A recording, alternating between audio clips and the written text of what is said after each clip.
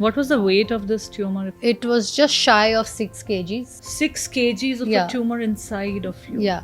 So when my doctor said that you don't need to get a mammogram done, you're too young, those rules have changed. There are people who are in the 20s and 30s who get breast cancer. I was, I think, 30 years old back then. I also felt a lump in my breast. But here's the funny thing. The first few months when it finally sunk in that, I'm not getting my periods, it was like a part of me as a woman has been taken away. And that messed with me. There have been existential questions that came to my head when I got diagnosed a second time, like, why me? Why again? Till then, I did not realize how important it is to talk to somebody who has gone through it. A support group is really very important. The journey is not over. The fight continues.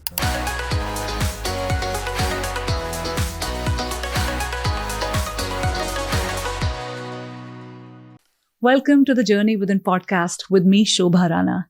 This is a podcast where we deep dive into the personal growth journeys of our guests.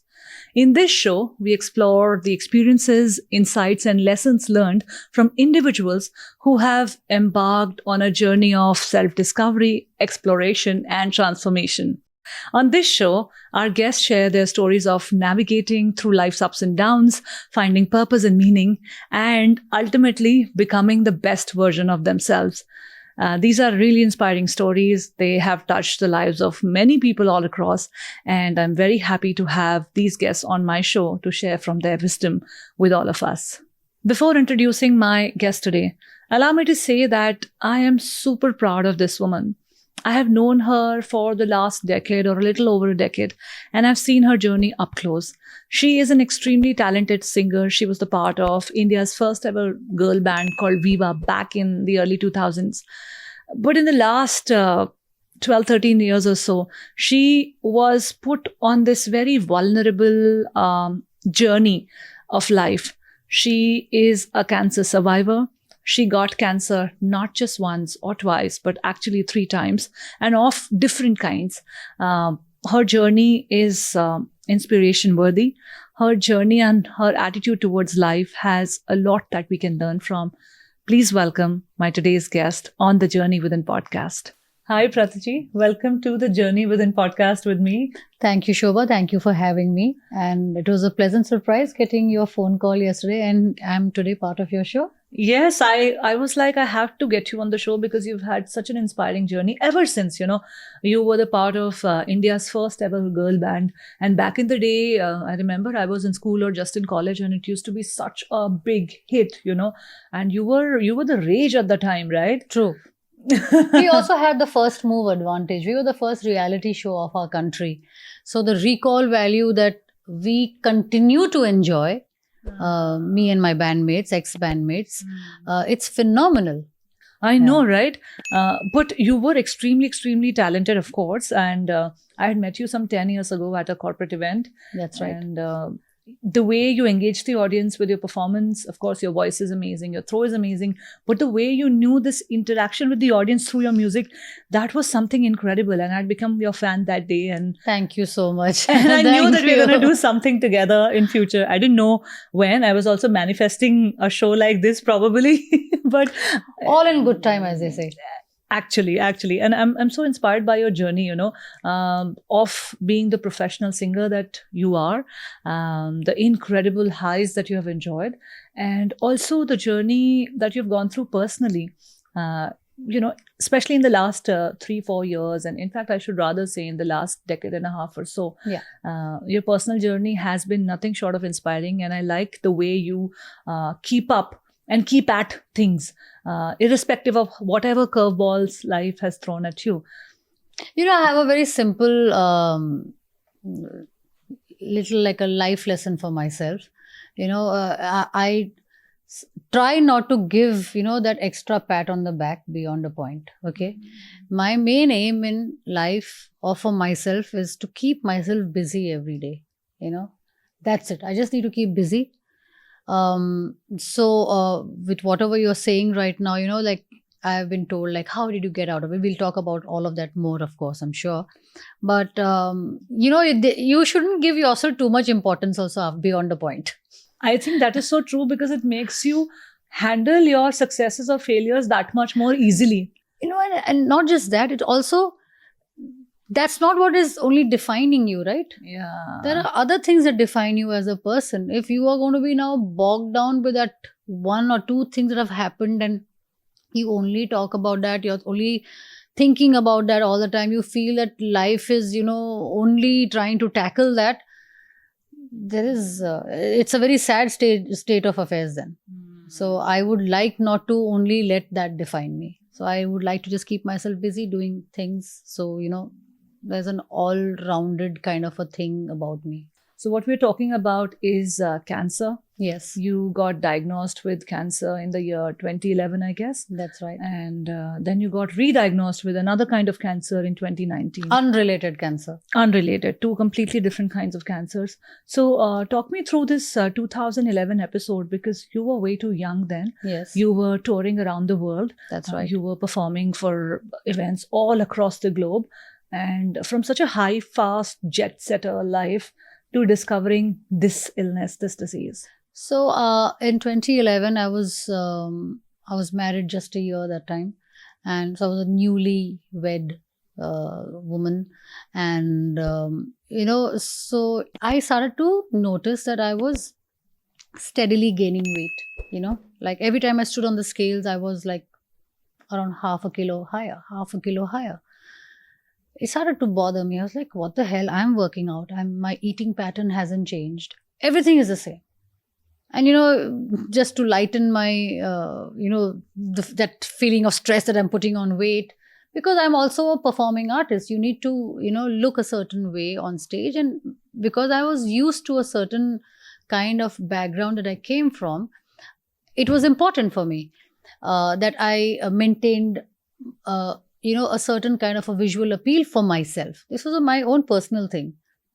With age, many things have changed.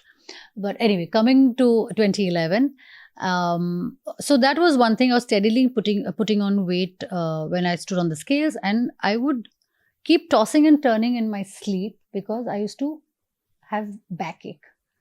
And I was wondering what's happening, because when during the day, when I'm up and about, when I'm walking around, it's perfectly fine. I don't have, I wouldn't even fall ill. I didn't have like a snivel, not even running a temperature ever. I was perfectly fine. Life was very active. Everything was good. Then I was on a 5-city tour for one of these very big shows. I was supposed to I performed at the Louvre in Paris and all of that. When I came back, I finally went to the doc saying that this backache is what I went with to the doctor, that something is amiss. So when I was on the sonography table, while I was being checked, my doctor, the doctor over there, he said, "Have you come with someone?" I said, "Yeah, my husband is with me." So he says, "Can you please call him in?" So I thought that he's wanting someone to be in the room with me because he needed to get more intimate in my checkup. So I thought maybe because there's no nurse, he wanted my husband to be there so that I'm comfortable. But it wasn't for that. For then finally, if you've ever got a sonography done, they make you drink a lot of water. So by this time, my bladder is like going to burst. So then he finally says, "Okay, you can go to the washroom." And I could then overhear them talking. He's telling my husband that I've never seen anything like this before. I see some kind of a mass which is measuring some 21 inches by 17 inches by 8 inches. And I was like, this is sounding huge. Yeah, I was like, this is sounding like my geometry class from school. Now, like, that's huge in my head. I was like, what the hell? 21 inches by 17 by 8. Yeah. My goodness, that's So he a says, huge you will lump. have to get a CT scan done. We finally booked a whole appointment for Monday morning, got it done. And I'm telling you, I have been so healthy. I've been very disciplined about my kind of workouts, about how I, what I eat. I love eating, but I've never been the kind of person who will just binge for no reasons. I've been fairly a disciplined person. Right. And well, things unfolded from there. I got diagnosed with this liposarcoma. I had to go through surgery. And what exactly is liposarcoma? So liposarcoma, if I were to define it, is like it's a very rare kind of a tumor. It's a very slow growing tumor. And it This liposarcoma is measured by its grade. Okay, it is not about it being malignant or benign. It's called it's basically defined by its grade. So mine was a very high grade tumor. It was that big in size, Yeah, and you didn't know of it but we didn't before. No, at because all. see, you know, that's the thing. What happens, right? It's only when you go through it you start reading up about it, because before that you don't know about these things. And my doctors told me that it's only because I was thin that I even caught it. There have been instances of people who are overweight and it's in the abdominal cavity. So you don't even come to know. So what was happening, I would feel like, you know, full very quickly. If I would eat even a small amount of food, I would be like, you know, like as a woman, you'll understand, you just want to unhook your bra then, you know, you just feel so constricted. So I would feel that all the time with even the smallest amounts of food. So, you know, these are the only symptoms that I, you know, went through, you know, like feeling a sense of being full all the time, or backache when I was sleeping, or the steady weight gain. Otherwise, I was absolutely fine. And of course, very quick to blame the शादी. अरे हाँ, ठीक ही कहते हैं, शादी में तो लोग, शादी के बाद तो लोग मोटे हो ही जाते हैं. Then of course I've blamed my mattress, I've blamed my pillows, I've blamed everything for the backache. So my bed has changed. This has changed. मैं पहले ही ठीक थी, ये शादी के बाद this mattress is not agreeing with me. All of course, everything, stupid things. But of course, it was finally a huge big tumor which had to be operated. That was the only way to get it out. What was the weight of this tumor, if I have to ask? It was just shy of 6 kgs. It was like having twins. 6 kgs of a tumor inside of you. Yeah. And I lost my spleen in the surgery because it was the tumor was so huge in its size. It had pushed all my organs to the right.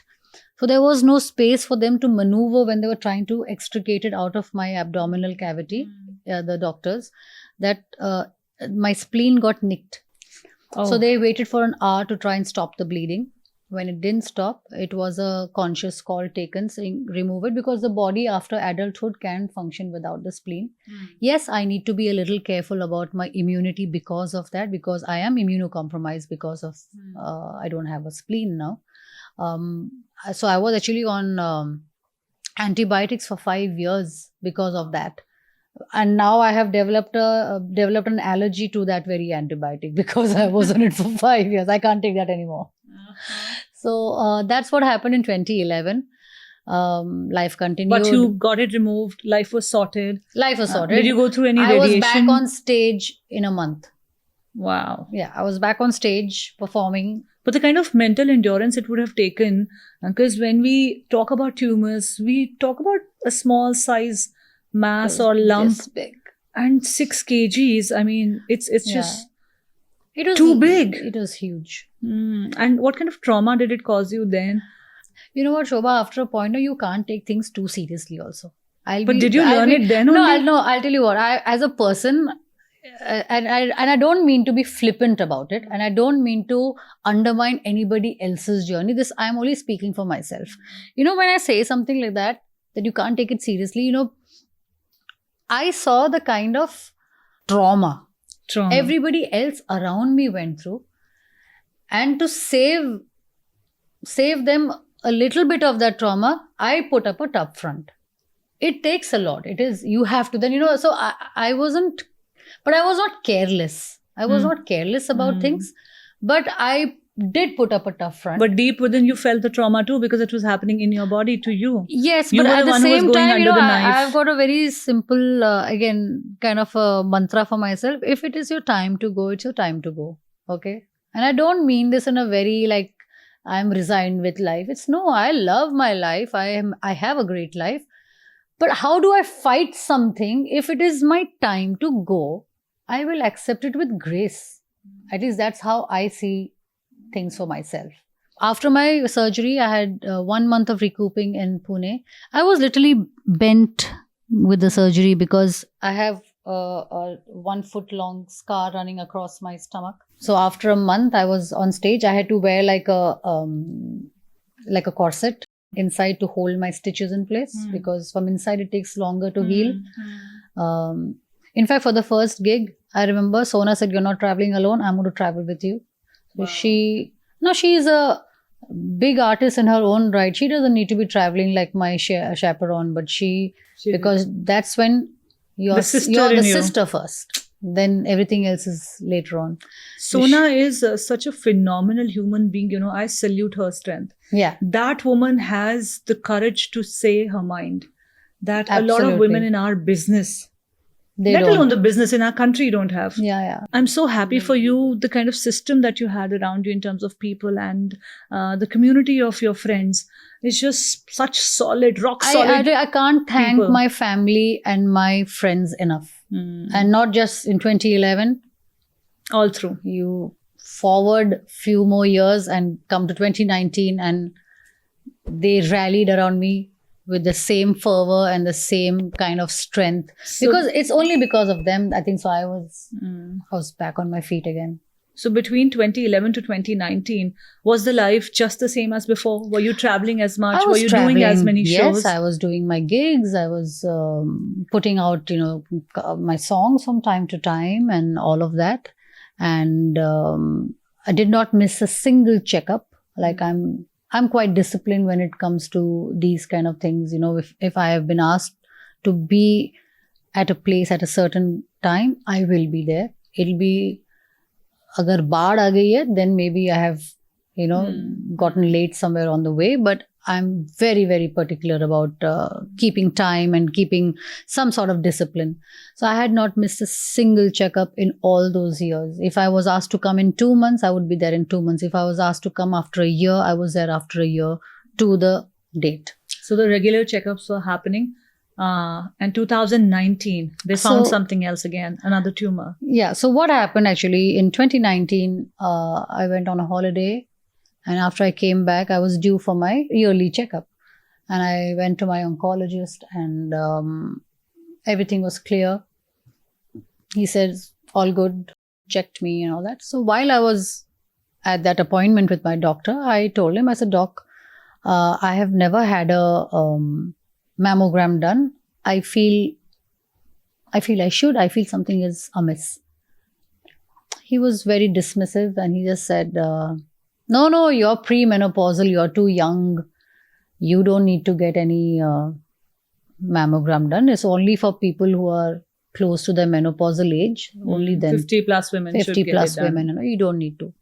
I was thrilled. I was like, yeah, my doctor is telling me. So, whatever few doubts I had in my head, I was like, but did you feel something on your breast? I did feel something. There was something, but I said, maybe I'm imagining it. My doctor is telling me not to even bother get it checked. So I was like, this is great. I'm perfectly fine. Then he's reassuring me that I'm in the safe zone completely. So anyway, but I couldn't shake that feeling off. So then after, I think so, a month or 2 months of 2019, after my follow-up checkup, I couldn't shake that feeling. So I called up my gynec. I told her... Did you keep feeling your breast again? I did keep feeling it. So, yes.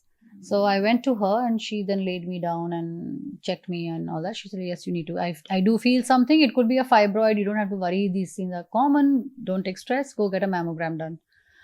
And when I got my mammogram done, things yet again unfolded. And I was diagnosed with a malignant tumor of the breast. That is breast cancer. Yeah, that is breast cancer. And then I went back to my oncologist saying, "Bhai sahab, aapko to maine kaha tha.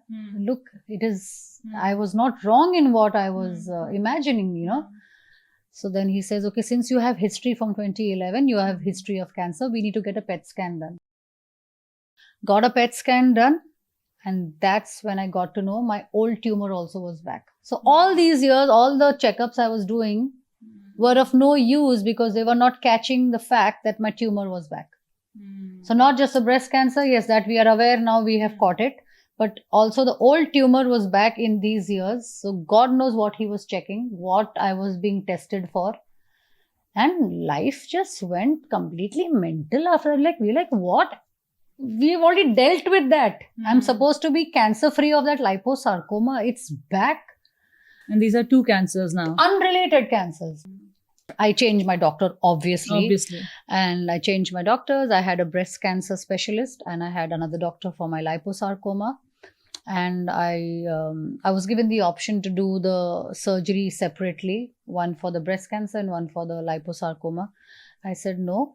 I would like to believe I'm healthy and young enough to be under anesthesia that one time, and you operate both the surgeries in the same time and get it out of me. I refuse to come back and make my life only about the hospitals. So I had to go through obviously some tests to see whether my parameters were good enough for taking 2 surgeries in one go. And luckily, I think so all the years of me working out and keeping healthy and fit has paid off. And I was given the green signal that yes, you can do both the surgeries together. So liposarcoma is a kind of tumor that doesn't react to radiation or chemo. You need to only surgically remove it. So that was removed. So I was given a scar of the same size yet again. So this time when I went to the doctor, I said, Doc, the last time my scar I was literally like, I think so, stitched back like a rag doll. It was the most ugly scar. And I developed the keloids and all of that. So I said, please, at least when you stitch me back this time, give me a design. At least make it a little neater than that. So oh my God. It's definitely neater than before. Yeah. So, and but for the breast cancer, because it was malignant, I had to go through radiation. There were times when I have even driven myself down for my own radiation. Wow. Yeah. So, but it is that comfortable. It was very close by because my sister's house is right next to the hospital. And there were days when the driver didn't come and my sister had gone to work and all that. I said, I'll drive myself down. I was back home. It was all very cool. You make it sound like very normal, everyday affair kind of a thing. But I remember my time, I was, I think, 30 years old back then, or 29. It was 4 or 5 years ago. I also felt a lump in my breast, and I freaked out that what is it? I kept feeling it for a few days that, maybe I'm just getting confused about it. Let me just be sure by myself. And I got sure that what I was feeling was a lump. Then I had to show it to one of my friends who is a doctor. She saw it and she said, yeah, she could also feel something. And she tried telling me that don't be scared, just get the test done.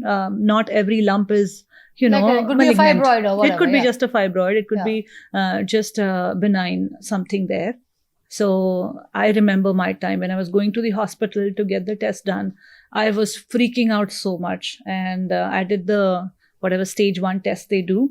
And this is not invasive, so they don't take out the thing from your... I had to all that sample was removed. Yeah. So that was next stage. Biopsy. The biopsy was next stage. So this they had done and the size were relatively small and whatever. So they let me go then, but that thought, it kept haunting me that I have not done the biopsy. What if, this test has missed it and all that. It kept playing on my head for I think 2 years or so.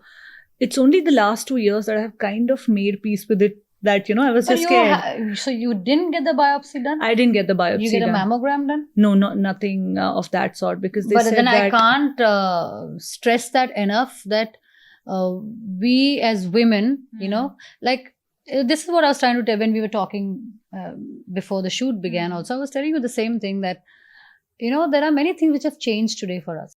Our lifestyles have changed. Our environment has changed. The food we intake, the kind of intake of food the kind of quality of food that is going into our system has really changed. So whatever was, known, to science probably 40, 50 years ago are not applicable today to us. So when my doctor said that you don't need to get a mammogram done, you're too young, those rules have changed. There are people who are in the 20s and 30s who get breast cancer. And I hope whoever is watching us today and listening to us will take this seriously. If you have even an iota of a doubt in your head, clear it up. Just go for that checkup. Thoda sa takleef hoga to, get that appointment and coordinate, blah, blah, blah. But get it done. You will only have peace of mind. So you've gone through cancer almost 3 times, let me put it that way. Yeah. 2011 and twice in 2019. must have been an emotional roller coaster for you. So, was there some kind of a support therapy that you were doing along with it to cope up with the pain and trauma that you were feeling? So before I answer that, let me also tell you, in terms of my treatment, okay, what's happened with it. So after because of breast cancer, I'm on treatment for breast cancer now as a preventive thing. Maintenance or Yeah. preventive. So breast cancer, when you get diagnosed with it, there is a window between 7 to 10 years where the doctors are on high alert to see whether you don't develop ovarian cancer, because there's a direct link. So what they have done with me in my treatment, I'm on hormonal therapy where they have induced menopause. So I have not had my period in now 3 years. So now here's the funny thing. This is now what I want to share with you. In theory, it sounds great. I'm not getting my period. So it sounds rather liberating for all of us as women, because we crib every month. I'm down with my chums and all of that. But here's the funny thing. The first few months when it finally sunk in that, I'm not getting my periods, it was like a part of me as a woman has been taken away. And that messed with me. That brought me down. That made me feel incomplete. So it's funny. It's things that we kind of pray for otherwise. Yeah. And when it actually does happen, because we don't realize it subconsciously, there is a lot of significance to having your period, to be the person that you are, or what you're born, to be a woman or whoever you identify as, whatever. So when that was induced and taken, it didn't happen naturally. It's not like I reached my age, of 55 plus or whatever, and then menopause happened. And it was not a natural course of action. It was induced. So that, वो बोलते हैं ना हिंदी में, अस्तित्व निकल गया किसने ले लिया जैसे. Astitwa is that hit you hard. That played on my head a little bit. It made me feel not whole. Well, of course, but with time you start talking to people. I didn't share it in the beginning, but once I started talking to, I remember still I was in Hyderabad, and the pandemic had already hit by that time. I was visiting again my sister, and all us girls, my girl group, we all got on a Zoom call to keep in touch and all that. And in that conversation is, I think so, the first time I ever spoke about it. And they just listened to me, and it was just so comforting to be able to share that. Girl groups, your girlfriends are very, very important. Girls, I love you. You know who you are. Yeah. So that was a little bit of a tough phase that I went through. But I managed to talk myself out of it also. Who did you talk to? Was it just friends? Did you seek some sort of a support therapy for? No, so I haven't. And this I'll come to this. It's very funny. Just last year, I'd gone to a friend's birthday party, and I didn't know anybody other than the birthday girl and just one more girl. But we were on a table, like one little like a kitty table, with only women. And I happened to sit next to somebody, and I was introduced to her. I didn't know her from before. I don't know how. She also didn't know anybody. So, I knew one girl next to me, but I thought I should also include her in whatever conversation and all that. So I was talking to her. I don't know where the conversation started going, and it finally came to the fact that both of us shared the same doctor. She's also gone through breast cancer. I was like, and I'm telling you that point, till then, I did not realize how important it is to talk to somebody who has gone through it.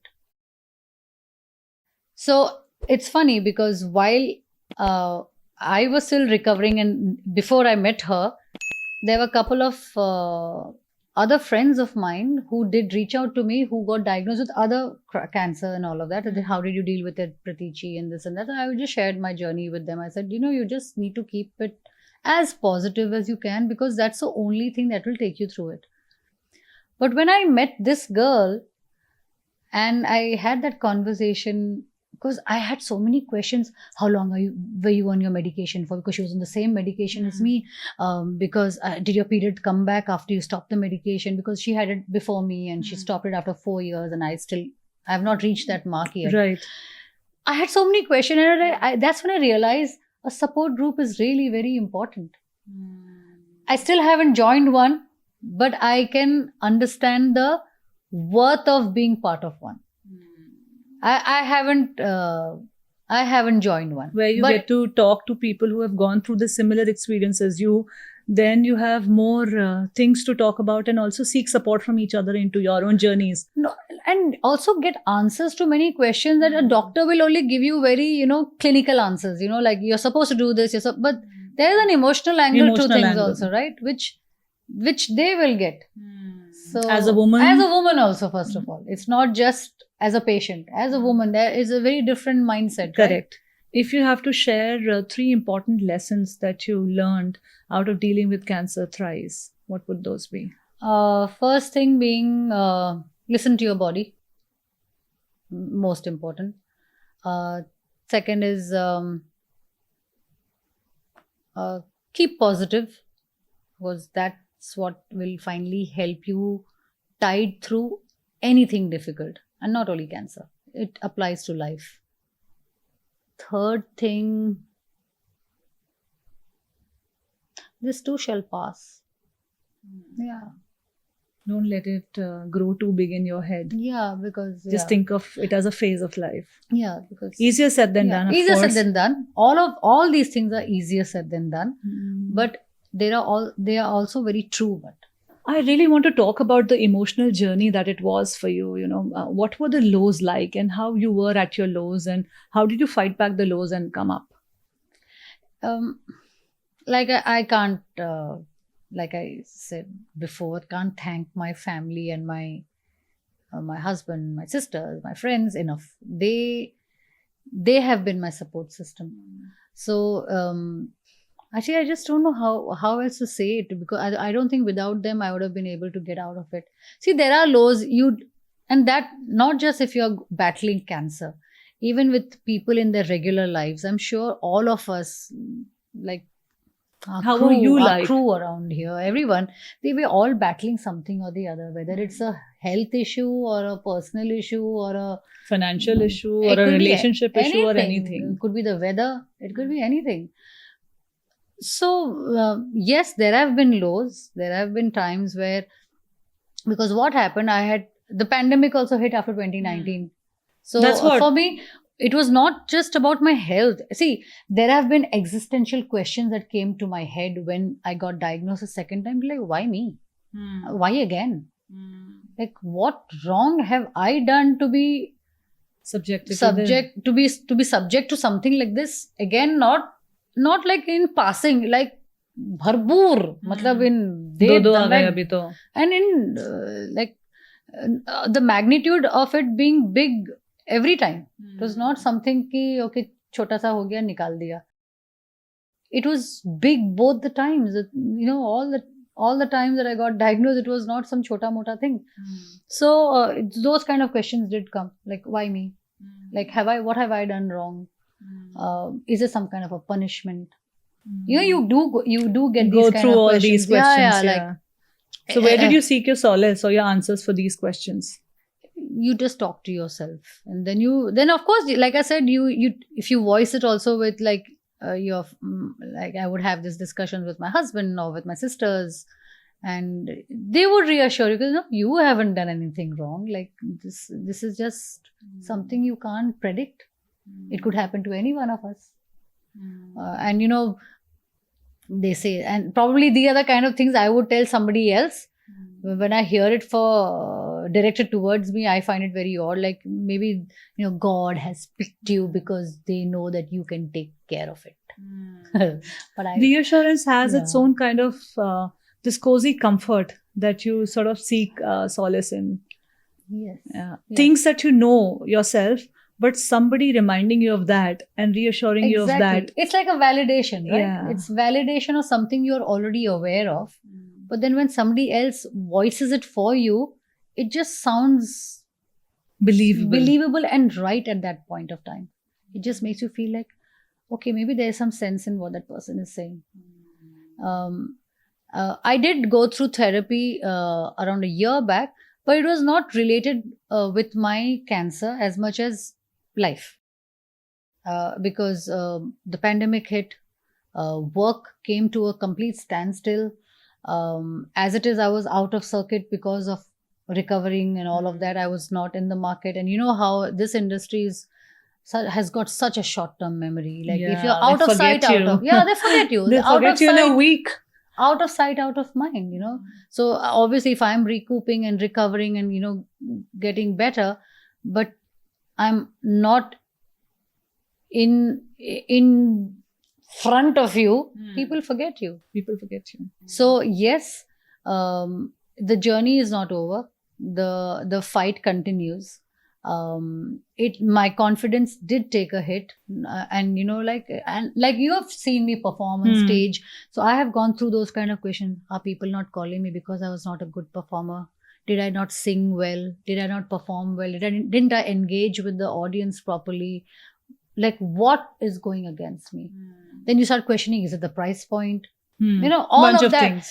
All those questions come, and then you just have so I have made my peace. And there is this whole pressure of reinventing yourself also, right? And one more thing. First of all, this city and this industry is a constant hustle. It's a constant hustle. So after I went through cancer these 2 times and the pandemic, I think the pandemic has changed a lot of us. So mine was a twofold thing. It was not just the cancer, it was also the pandemic which came all together because it literally merged into the timelines merged. Yeah, because I just recovered and you were hoping to get back to work. Yeah, exactly. I thought I'll catch this season now, and that season never came because the whole world was sitting during that season. So I was cooking and doing what everybody else is doing, but along with that I kept putting out stuff on my social media. But you rediscovered yourself in that phase, and that was beautiful. Yeah, I started so there were a few things which I was not very comfortable with. I used to write. I do write once in a while, but I used to never share it with anyone. And it was only during the pandemic I started sharing it with Ram. And Ram has been so encouraging.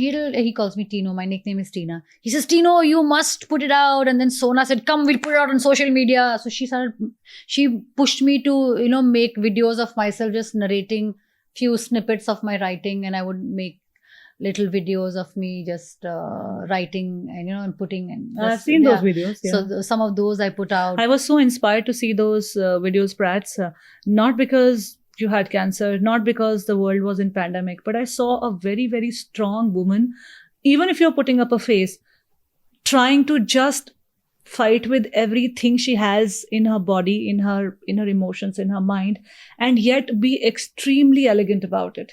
Yet be extremely gracious about accepting everything. The way you put yourself out there during the pandemic, I know it was a very vulnerable time for you. Yeah, I know it was.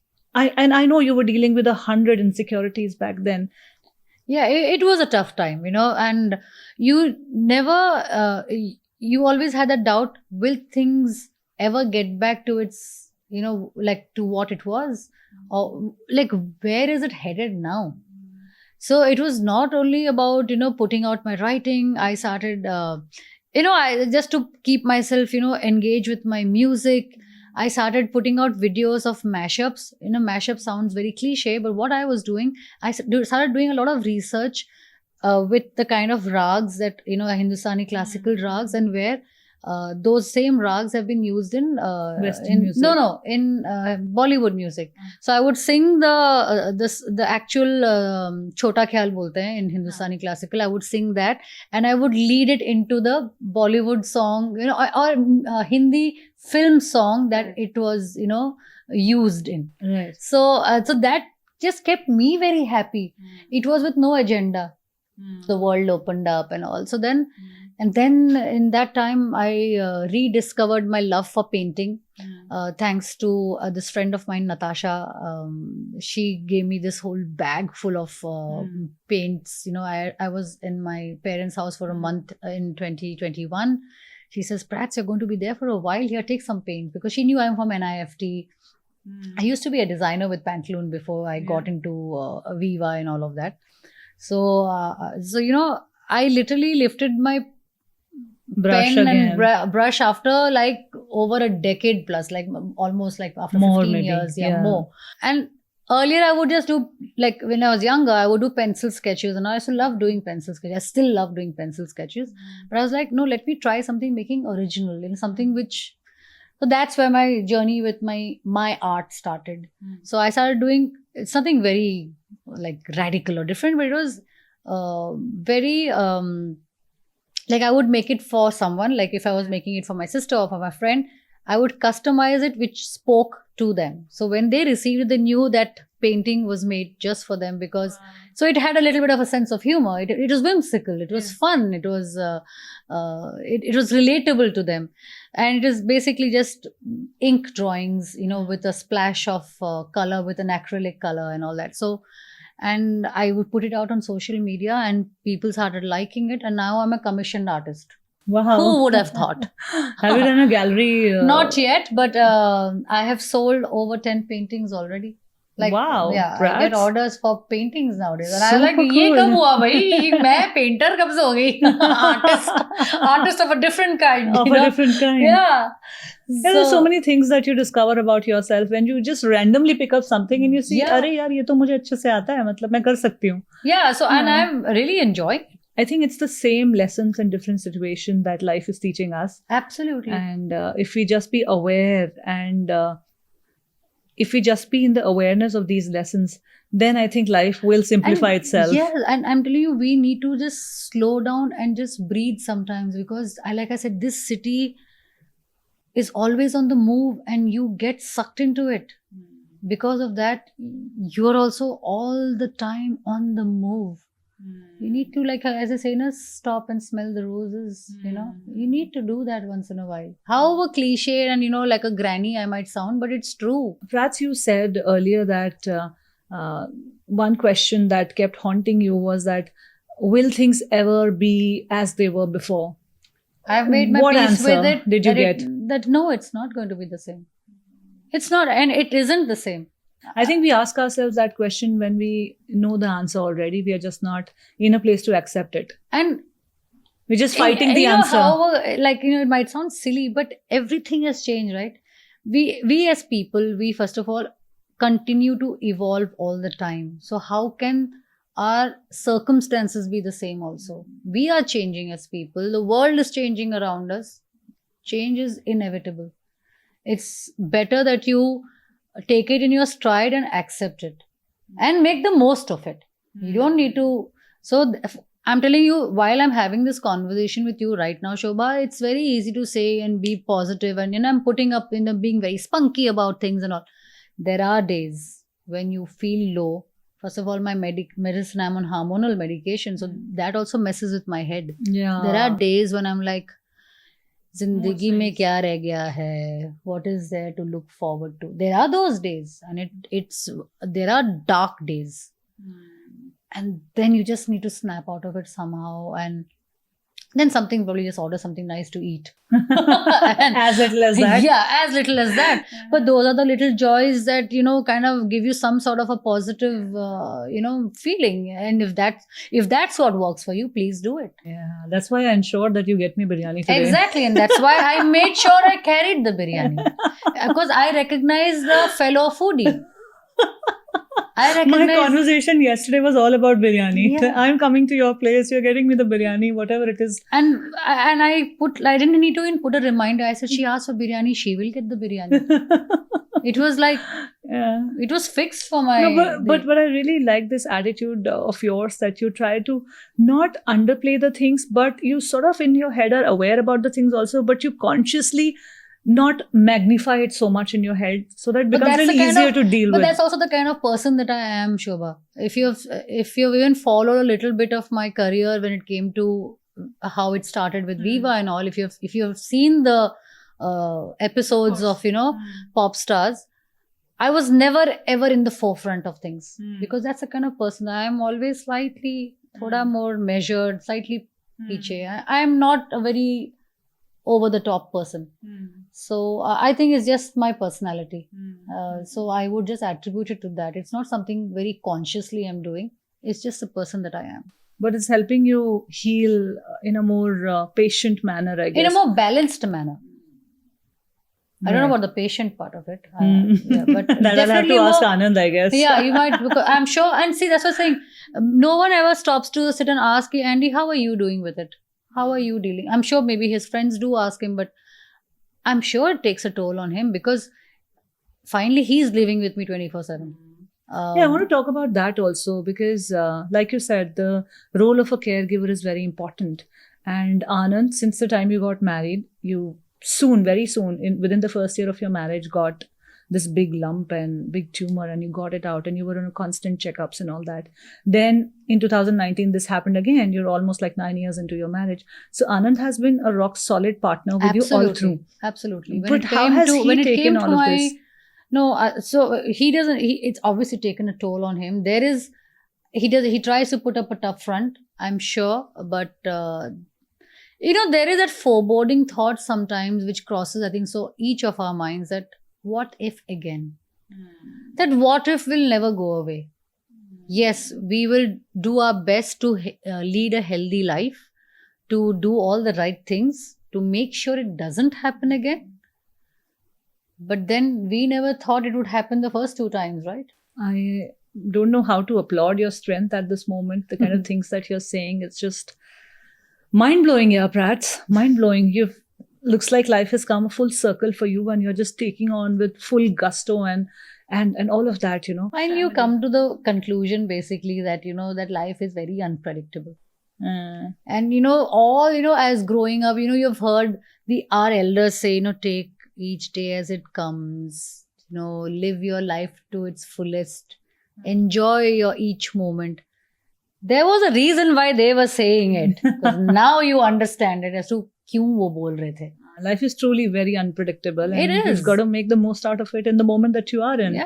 Yeah, these what if questions will never leave you. Not just for a health scare, but for multiple things. What if I lose my money? What if I don't get the work? What if my marriage doesn't work? What if this doesn't work? That doesn't work? You can't predict any of it. You can't predict any of that. And everything needs work. It just doesn't, everything needs effort and work. I was talking about Anand's role in this journey of yours, and he's your husband. Now it's 13, 14 years that you're married. Yeah. So did any of this that you were going through took a toll on how you two wanted to see your life together?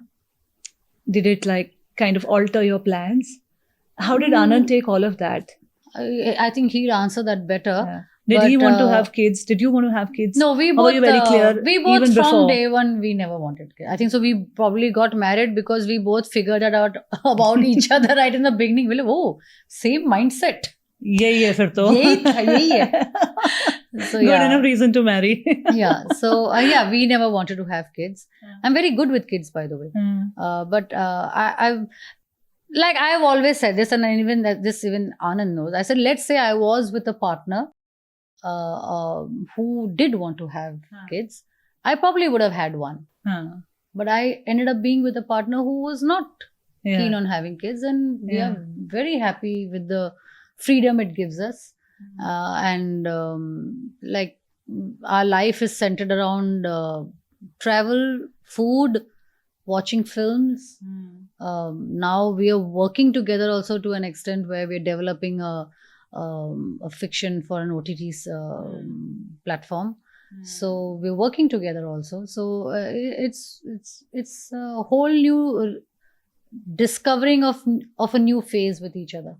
So what is lying ahead for you? What are your plans for next year or something? Like I said, these are the lessons learned. Now you don't think that far ahead anymore. I've stopped thinking that far ahead. I'll just tell you what I'm busy doing in terms of work, along with my painting, my writing. I'm developing 2 shows for the OTT space. One is a fiction show and one is a non-fiction show. One is based on fashion and one is a full masala drama. You're a phenomenal storyteller yourself. I have read a few pieces by you, and they're just so amazing, the way you transition into such big human emotions so smoothly. It's just phenomenal. You should put more of your work out there. Yeah, but Prats. I honestly should. speaking, Shobha, writing is something I do it once in a while, only if I have really something very strong to say. But I don't really enjoy writing too much. Yeah, is that so? It's funny. I do it, but I do it occasionally. I'm like a reluctant writer. What about music? Music, yeah. So I put out just 2 years back. I put out my independent song, which was released under Homegrown Music. It was written, composed, and sung by me, and that was like a big deal for me because I was extremely awkward and shy about it. But again, that was the kind of confidence that Ram put into me, saying, no, we'll put it out. And he produced a track for me. And he gave me the confidence to actually share it. And the song did well.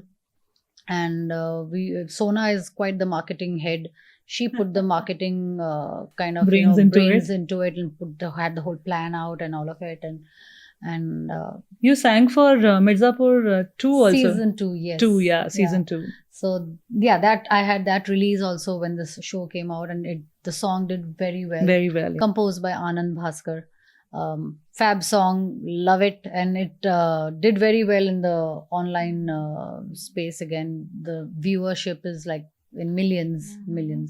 So yeah. What about events, Sona? Are the events happening with you as frequently, or has the frequency really reduced? What do you want to say to the event managers if they're watching? Call me for a show. I'm a fabulous singer. Of course you are. But why do you think that change has happened? Why are you not being called for shows? I don't know. Like I said, out of sight, out of mind. Then the pandemic happened, and I don't know, because I did take time to recoup and all of that. I couldn't just be back on stage. I was literally nursing 2 surgeries. You have to build up your stamina, all of that. And I think that the scene has changed. Have you seen like the kind of stuff people put out on social media? I'm no one to judge, but I'm like, किसी को भी बुला लेते हैं आजकल यार. I'm sorry. उससे अच्छा फिर तुम घर पे बैठो. जो दिखता है वो बिकता है ना, तो जो भी दिख रहा है. Yeah, and I've never been that person who puts herself out there. I've not been that person. I wish. Same here. I wish I was. I really admire people who do it, and I don't say it in a negative way. I really admire the kind of confidence that people have to put themselves out there. I wish I had like even 10% of that. I probably would have done better for myself in my career. In terms of my music. See, I'll always do something to keep myself busy. I always know that. Your everyday life is happy. Your everyday life is joyous. There are days when it is like, ab kya? There are, of course, you go and have those low days. But then there are good days. So, but that's part and parcel of life, right? Let's like anything. Like everybody goes through that. Prats, what are the 3 ways of discovering your own self when you go something as harrowing as cancer? I really don't know what to say to that. See, I've also realized few things about myself in this whole journey that you always, I'm the youngest of the 3 in my family, okay? So I'm always slightly more pampered than the older 2. So there's a certain, kind of immediate inference to that she's slightly mollycoddled and she's slightly the weaker of the, a little bit softer or whatever. But then when you're put in that situation, or whatever situation, you just have the capability to also fight it. So that's one of the biggest understandings of myself as a person. It helped you discover your capabilities. Yeah, it makes you understand that no, you're not just like the ghar ka chota and who is just going to be pampered and everybody will take. You have to fight it on your own. So those kind of things you do figure out for yourself. I am so proud of you, Prats, for this incredible journey that you've been and the way you've handled it. I am so happy for the fact that you have such a strong support system safeguarding you. Absolutely. And coming through for you.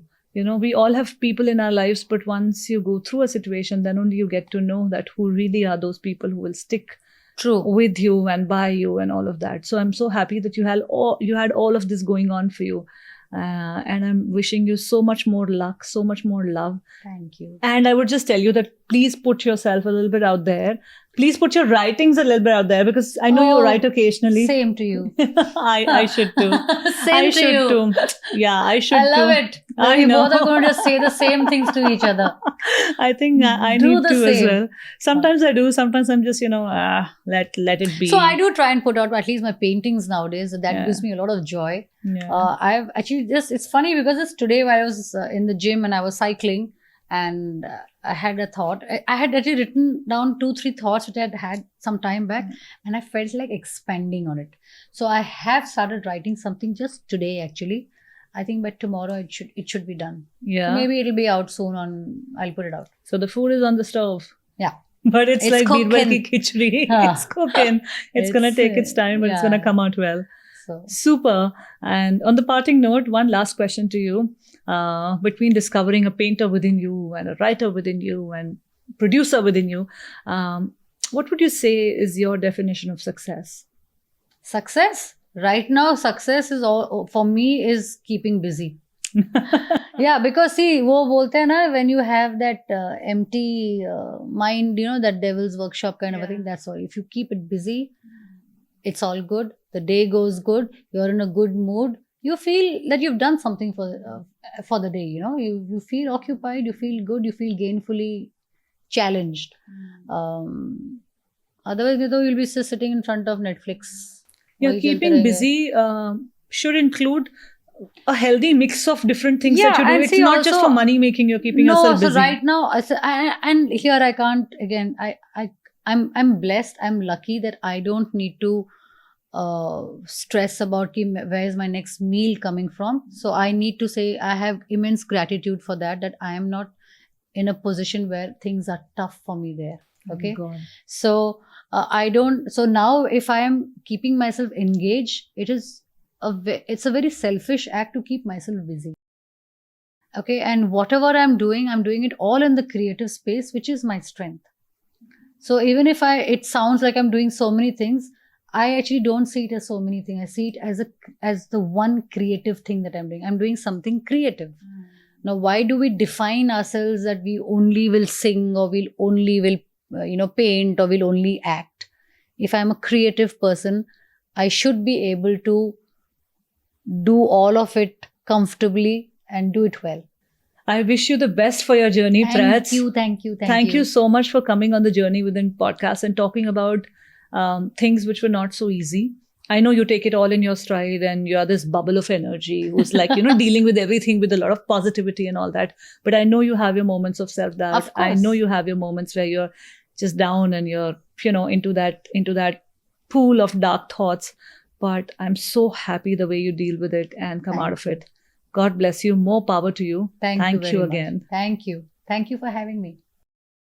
Hey guys, I really hope that you enjoyed watching today's episode and you could pick up a few insights from it.